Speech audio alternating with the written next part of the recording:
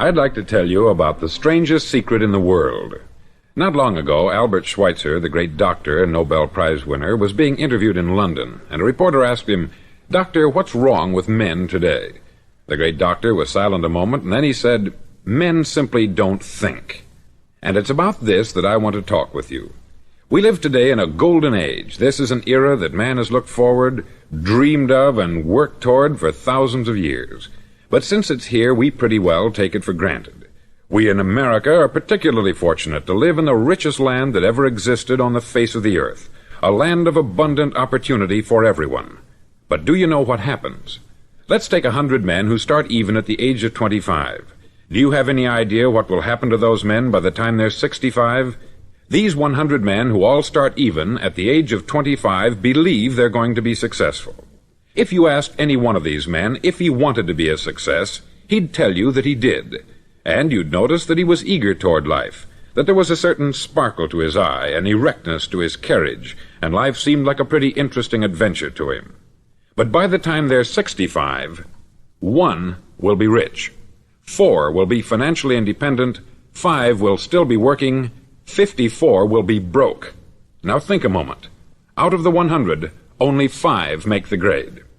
Why do so many fail? What has happened to the sparkle that was there when they were 25? What's become of the dreams, the hopes, the plans? And why is there such a large disparity between what these men intended to do and what they actually accomplished? When we say about 5% achieve success, we have to define success. And here's the definition. Success is the progressive realization of a worthy ideal. If a man is working toward a predetermined goal and knows where he's going, that man is a success. If he's not doing that, he's a failure. Success is the progressive realization of a worthy ideal. Rollo May, the distinguished psychiatrist, wrote a wonderful book called Man's Search for Himself. And in this book he says, the opposite of courage in our society is not cowardice, it is conformity. And there you have the trouble today. It's conformity. People acting like everyone else, without knowing why, without knowing where they're going. Now think of it. In America right now, there are over 14 million people 65 years of age and over, and about 13 million of these 14 million are broke. They're dependent on someone else for life's necessities. Now, we learn to read by the time we're 7. We learn to make a living by the time we're 25. Usually, by that time, we're not only making a living, we're supporting a family. And yet, by the time we're 65, we haven't learned how to become financially independent in the richest land that has ever been known. Why? We conform. And the trouble is that we're acting like the wrong percentage group, the 95% who don't succeed. Now, why do these people conform? Well, they don't know, really. These people believe that their lives are shaped by circumstances, by things that happen to them, by exterior forces. They're outer-directed people. A survey was made one time that covered a lot of men, working men, and these men were asked this question. Why do you work? Why do you get up in the morning? 19 out of 20 had no idea. If you ask them, they'll say, everyone goes to work in the morning. And that's the reason they do it, because everyone else is doing it. Now let's get back to our definition of success. Who succeeds? The only man who succeeds is the man who is progressively realizing a worthy ideal. He's the man who says, I'm going to become this, and then begins to work toward that goal. I'll tell you who the successful people are. A success is the school teacher who's teaching school because that's what she wanted to do. The success is the woman who's a wife and mother because she wanted to become a wife and mother and is doing a good job of it. The success is the man who runs the corner gas station because that's what he wanted to do. The success is the successful salesman who wants to become a top-notch salesman and grow and build with his organization.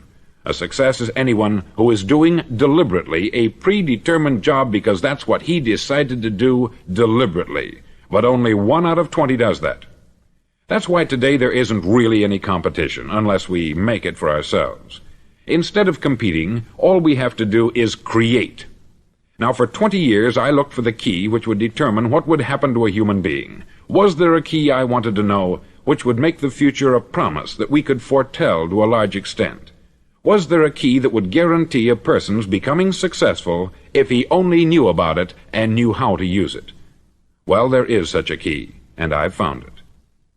Have you ever wondered why so many men work so hard and honestly without ever achieving anything in particular, and others don't seem to work hard and yet seem to get everything? They have the magic touch. You've heard them say that about someone. Everything he touches turns to gold. And have you ever noticed that a man who becomes successful tends to continue to become successful, and on the other hand, have you noticed how a man who is a failure tends to continue to fail? It's because of goals. Some of us have them, some don't. People with goals succeed because they know where they're going. Now think of a ship leaving a harbor, and think of it with the complete voyage mapped out and planned. The captain and crew know exactly where it's going and how long it will take. It has a definite goal. 9,999 times out of 10,000 it will get to where it started out to get. Now let's take another ship, just like the first, only let's not put a crew on it, or a captain at the helm. Let's give it no aiming point, no goal, no destination. We just start the engines and let it go. I think you'll agree with me that if it gets out of the harbor at all, it will either sink or wind up on some deserted beach a derelict. It can't go any place because it has no destination and no guidance. It's the same with a human being. Take the salesman, for example. There is no other person in the world today with the future of a good salesman. Selling is the world's highest paid profession, if we're good at it and if we know where we're going. Every company needs top-notch salesmen, and they reward those men. The sky is the limit for them. But how many can you find? Someone once said, the human race is fixed, not to prevent the strong from winning, but to prevent the weak from losing. The American economy today can be likened to a convoy in time of war. The entire economy is slowed down to protect its weakest link, just as the convoy had to go at the speed that would permit its slowest vessel to remain in formation. That's why it's so easy to make a living today. It takes no particular brains or talent to make a living and support a family today. So we have a plateau of so-called security, if that's what a person's looking for. But we do have to decide how high above this plateau we want to aim for. Now let's get back to the strangest secret in the world, the story that I wanted to tell you today. Why do men with goals succeed in life, and men without them fail? Well, let me tell you something which, if you really understand it, will alter your life immediately. If you understand completely what I'm going to tell you from this moment on, your life will never be the same again.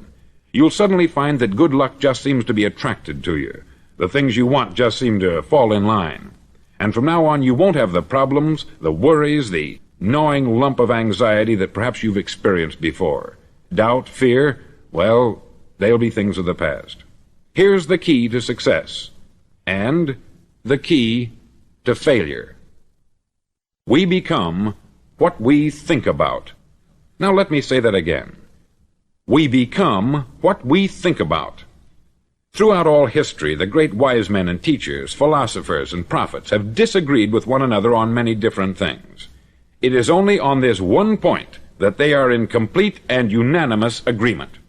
Listen to what Marcus Aurelius, the great Roman emperor, said. He said, "A man's life is what his thoughts make of it." Disraeli said this, "Everything comes if a man will only wait.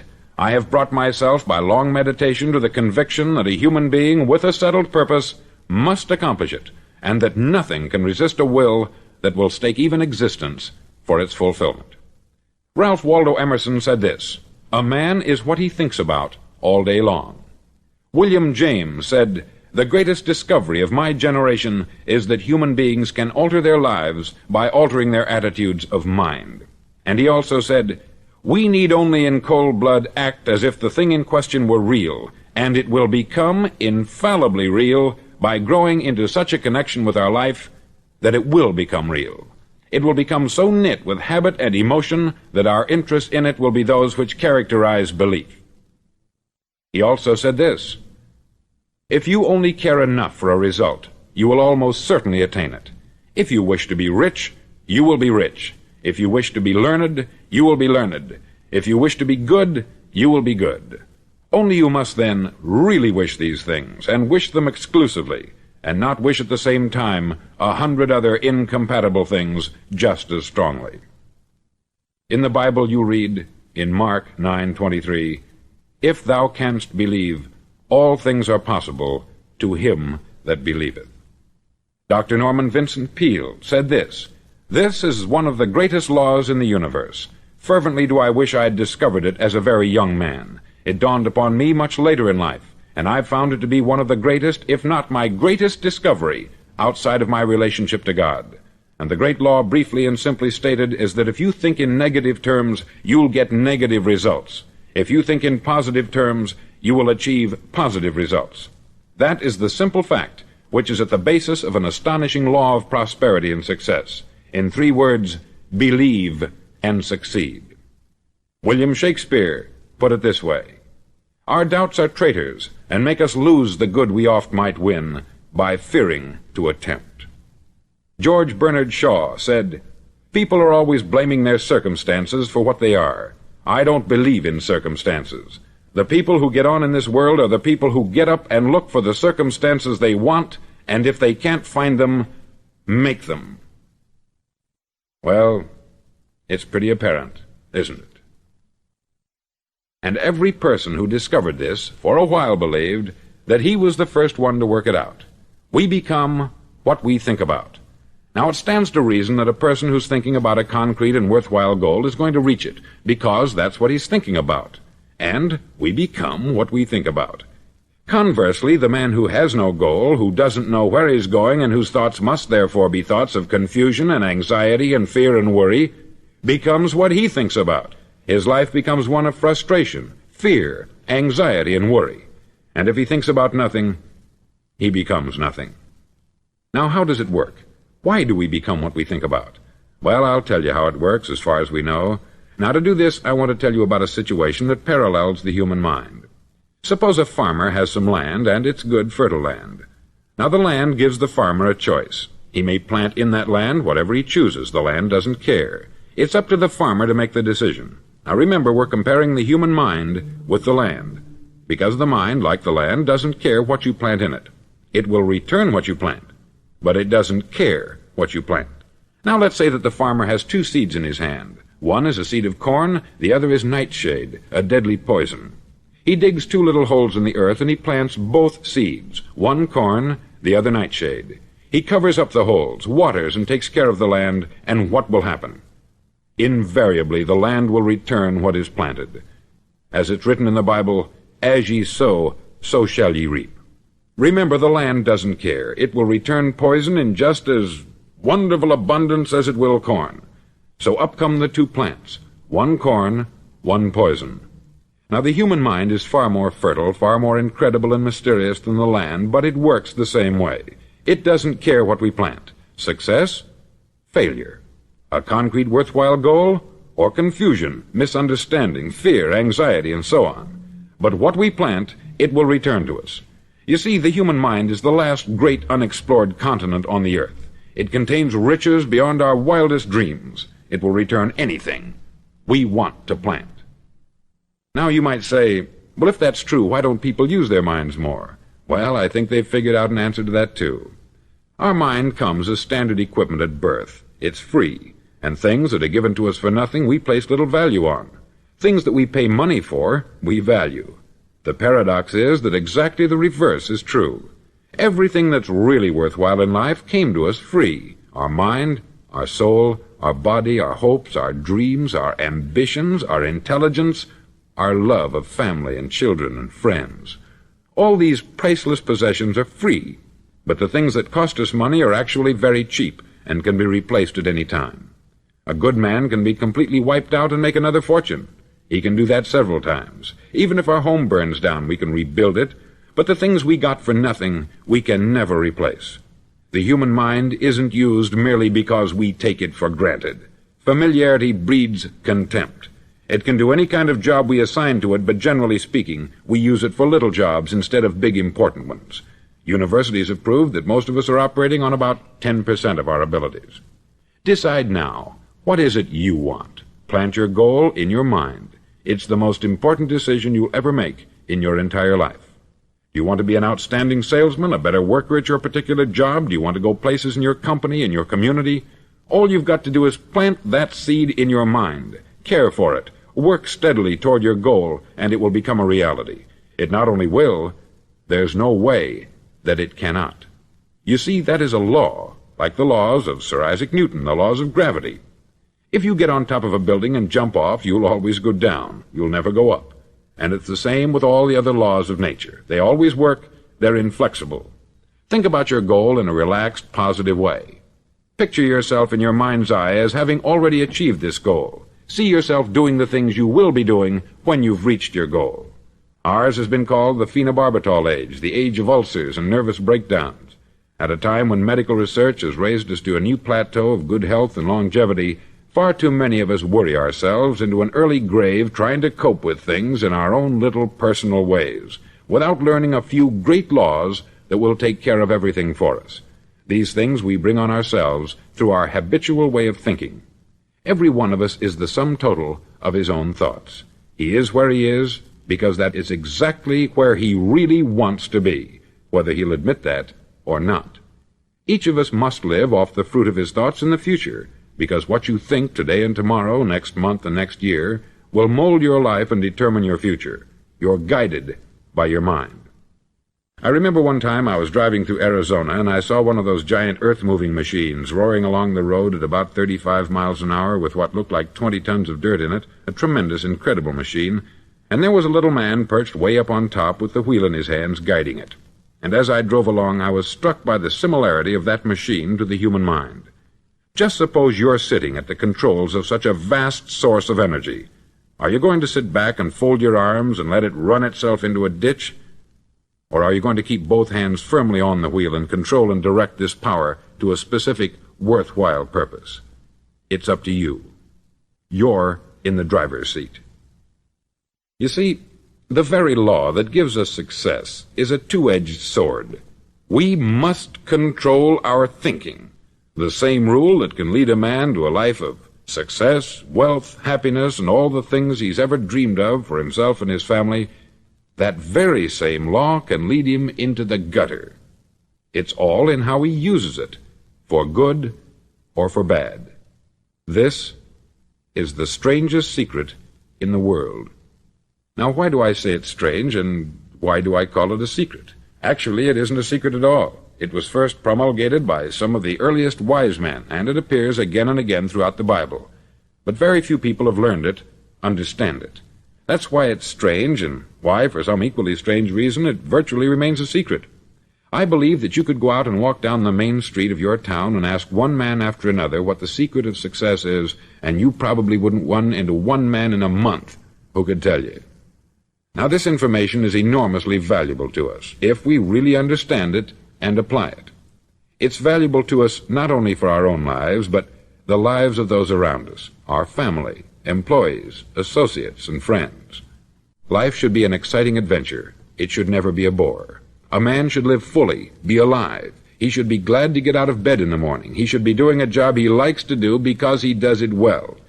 One time I heard Grove Patterson make a speech, the editor-in-chief of the Toledo Daily Blade, and as he concluded his speech, he said something that I've never forgotten. He said something like this: "My years in the newspaper business have convinced me of several things, among them that people are basically good, and that we came from someplace, and we're going someplace. So we should make our time here an exciting adventure. The architect of the universe didn't build a stairway leading nowhere." And the greatest teacher of all, the carpenter from the plains of Galilee, gave us the secret time and time again. "As ye believe, so shall it be done unto you." I've explained the strangest secret in the world and how it works. Now I want to explain how you can prove to yourself the enormous returns possible in your own life by putting this secret to a practical test. I want you to make a test that will last 30 days. Now, it isn't going to be easy. If you'll give it a good try, it will completely change your life for the better. Back in the 17th century, Sir Isaac Newton, the English mathematician and natural philosopher, gave us some natural laws of physics which apply as much to human beings as they do to the movement of bodies in the universe. Now, one of these laws is that for every action, there is an equal and opposite reaction. Simply stated, as it applies to you and me, it means we can achieve nothing without paying the price. The results of your 30-day experiment will be in direct proportion to the effort you put forth. To be a doctor, you must pay the price of long years of difficult study. To be successful in selling, and remember that each of us succeeds to the extent of his ability to sell, selling our families on our ideas, selling education in schools, selling our children on the advantages of living the good and honest life, selling our associates and employees on the importance of being exceptional people, to, of course, the profession of selling itself. But to be successful in selling our way to the good life, we must be willing to pay the price. Now, what is that price? Well, it's many things. First, it's understanding emotionally, as well as intellectually, that we literally become what we think about, that we must control our thoughts if we're to control our lives. It's understanding fully that, as ye sow, so shall ye reap. Secondly, it's cutting away all the fetters from the mind and permitting it to soar as it was divinely designed to do. It's the realization that your limitations are self-imposed, and that the opportunities for you today are enormous beyond belief. It's rising above narrow-minded pettiness and prejudice. Thirdly, to use all your courage to force yourself to think positively on your own problem, to set a definite and clearly defined goal for yourself, to let your marvelous mind think about your goal from all possible angles, to let your imagination speculate freely upon many different possible solutions, to refuse to believe there are any circumstances sufficiently strong to defeat you in the accomplishment of your purpose, to act promptly and decisively when your course is clear, and to keep constantly aware of the fact that you are, at this moment, standing in the middle of your own acre of diamonds, as Russell Conwell used to point out. Fourth, save at least 10% of what you earn. It's also remembering that no matter what your present job, it has enormous possibilities if you're willing to pay the price. Now let's just go over the important points in the price each of us must pay to achieve the wonderful life that can be ours. It is, of course, worth any price. 1. You will become what you think about. 2. Remember the word imagination. Let your mind soar. 3. Courage. Concentrate on your goal every day. 4. Save 10% of what you earn. And action. Ideas are worthless unless we act on them. Now I'll try to outline the 30-day test I want you to make. Now keep in mind that you have nothing to lose by making this test, and everything you could possibly want to gain. There are two things that may be said of everyone. Each of us wants something, and each of us is afraid of something. I want you to write on a card what it is you want more than anything else. It may be more money. Perhaps you'd like to double your income or make a specific amount of money. It may be a beautiful home. It may be success at your job. It may be a particular position in life. It could be a more harmonious family. Each of us wants something. Write down on your card specifically what it is that you want. Make sure it's a single goal and clearly defined. You needn't show it to anyone, but carry it with you so that you can look at it several times a day. Think about it in a cheerful, relaxed, positive way each morning when you get up, and immediately you have something to work for, something to get out of bed for, something to live for. Look at it every chance you get during the day and just before going to bed at night. As you look at it, remember that you must become what you think about, and since you're thinking about your goal, you realize that soon it will be yours. In fact, it's yours really the moment you write it down and begin to think about it. Look at the abundance all around you as you go about your daily business. You have as much right to this abundance as any other living creature. It's yours for the asking. Now we come to the difficult part. Difficult because it means the formation of what is probably a brand new habit, and new habits are not easily formed. Once formed, however, it'll follow you for the rest of your life. Stop thinking about what it is you fear. Each time a fearful or negative thought comes into your consciousness, replace it with a mental picture of your positive and worthwhile goal. There will come times when you will feel like giving up. It's easier for a human being to think negatively than positively. That's why only 5% is successful. You must begin now to place yourself in that group. For 30 days you must take control of your mind. It will think only about what you permit it to think. Each day for this 30-day test, do more than you have to do. In addition to maintaining a cheerful, positive outlook, give of yourself more than you've ever done before. Do this knowing that your returns in life must be in direct proportion to what you give. The moment you decide on a goal to work toward, you're immediately a successful person. You're then in that rare and successful category of people who know where they're going. Out of every 100 people, you belong to the top 5. Don't concern yourself too much with how you're going to achieve your goal. Leave that completely to a power greater than yourself. All you have to do is know where you're going. The answers will come to you of their own accord. Remember these words from the Sermon on the Mount, and remember them well. Keep them constantly before you this month of your test. Ask, and it shall be given you. Seek, and ye shall find. Knock, and it shall be opened unto you. For every one that asketh receiveth, and he that seeketh findeth, and to him that knocketh it shall be opened. It's as marvelous and as simple as that.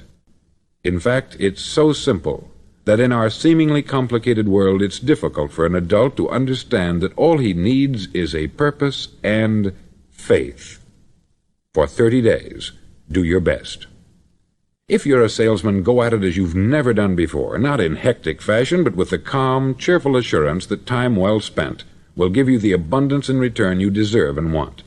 No matter what your job, do it as you've never done it before for 30 days. And if you've kept your goal before you every day, you'll wonder and marvel at this new life you've found. Dorothea Brand, outstanding editor and writer, discovered it for herself and tells about it in her fine book, Wake Up and Live. Her entire philosophy is reduced to the words, act as though it were impossible to fail. She made her own test with sincerity and faith, and her entire life was changed to one of overwhelming success. Now you make your test for 30 full days. Don't start your test until you've made up your mind to stick with it. You see, by being persistent, you're demonstrating faith. Persistence is simply another word for faith. If you didn't have faith, you would never persist. If you should fail during your first 30 days, by that I mean suddenly find yourself overwhelmed by negative thoughts, you've got to start over again from that point and go 30 more days. Gradually your new habit will form until you find yourself one of that wonderful minority to whom virtually nothing is impossible. Don't forget the card. It's vitally important as you begin this new way of living. On one side of the card, write your goal, whatever it may be. On the other side, write the words we've quoted from the Sermon on the Mount. Ask, and it shall be given you. Seek, and ye shall find. Knock, and it shall be opened unto you. In your spare time during your test period, read books that will help you. Inspirational books like the Bible, Dorothea Brand's Wake Up and Live, The Magic of Believing by Claude Bristol, Think and Grow Rich by Napoleon Hill, and other books that instruct and inspire. Nothing great was ever accomplished without inspiration. See that during these crucial first 30 days, your own inspiration is kept at a peak. Above all, don't worry. Worry brings fear, and fear is crippling. The only thing that can cause you to worry during your test is trying to do it all yourself. Know that all you have to do is hold your goal before you. Everything else will take care of itself.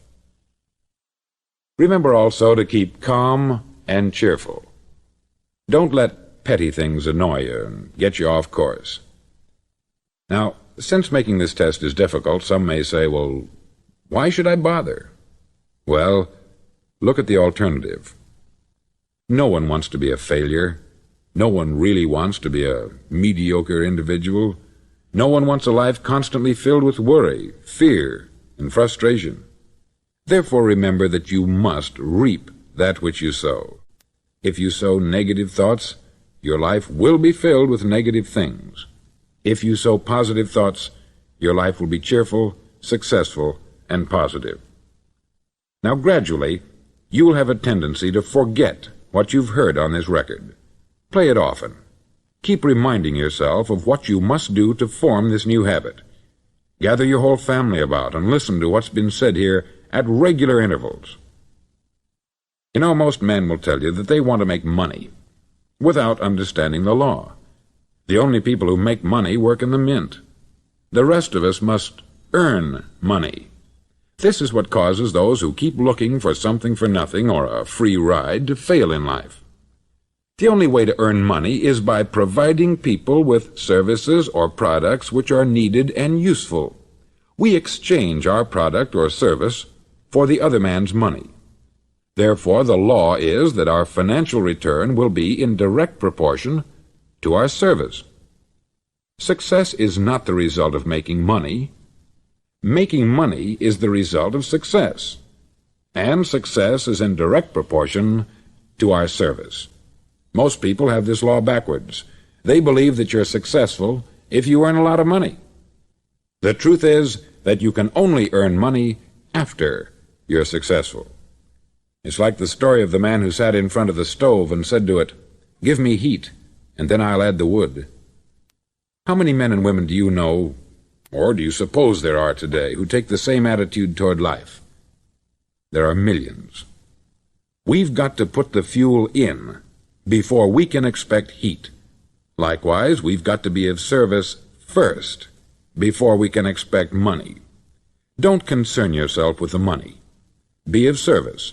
Build, work, dream, create. Do this, and you'll find there's no limit to the prosperity and abundance that will come to you. Prosperity is founded upon a law of mutual exchange. Any person who contributes to prosperity must prosper in turn himself. Sometimes the return will not come from those you serve, but it must come to you from someplace, for that is the law. For every action there is an equal and opposite reaction. As you go daily through your 30-day test period, remember that your success will always be measured by the quality and quantity of service you render, and money is a yardstick for measuring this service. No man can get rich himself unless he enriches others. There are no exceptions to a law. You can drive down any street in America and from your car estimate the service that's being rendered by the people living on that street. Had you ever thought of this yardstick before? It's interesting. Some, like ministers and priests and other devoted people, measure their returns in the realm of the spiritual, but again, their returns are equal to their service. Once this law is fully understood, any thinking person can tell his own fortune. If he wants more, he must be of more service to those from whom he receives his return. If he wants less, he has only to reduce this service. This is the price you must pay for what you want. If you believe you can enrich yourself by deluding others, you can only end by deluding yourself. It may take some time, but just as surely as you breathe, you'll get back what you put out. Don't ever make the mistake of thinking you can avert this. It's impossible. The prisons and the streets where the lonely walk are filled with people who tried to make new laws just for themselves. We may avoid the laws of man, but there are greater laws that cannot be broken. An outstanding medical doctor recently pointed out 6 steps that will help you realize success. 1. Set yourself a definite goal. 2. Quit running yourself down. 3. Stop thinking of all the reasons why you cannot be successful, and instead think of all the reasons why you can. 4. Trace your attitudes back through your childhood and try to discover where you first got the idea you couldn't be a success, if that's the way you've been thinking. 5. Change the image you have of yourself by writing out a description of the person you would like to be. And 6. Act the part of the successful person you have decided to become. The doctor who wrote those words is a noted West Coast psychiatrist, David Harold Fink, M.D. Do what all experts since the dawn of recorded history have told you you must do. Pay the price by becoming the person you want to become. It's not nearly as difficult as living unsuccessfully. Make your 30-day test. Then repeat it. Then repeat it again. Each time it will become more a part of you until you'll wonder how you could ever have lived any other way. Live this new way and the floodgates of abundance will open and pour over you more riches than you may have dreamed existed. Money? Yes, lots of it. But what's more important, you'll have peace. You'll be in that wonderful minority who lead calm, cheerful, successful lives. Start today. You have nothing to lose, but you have a life to win.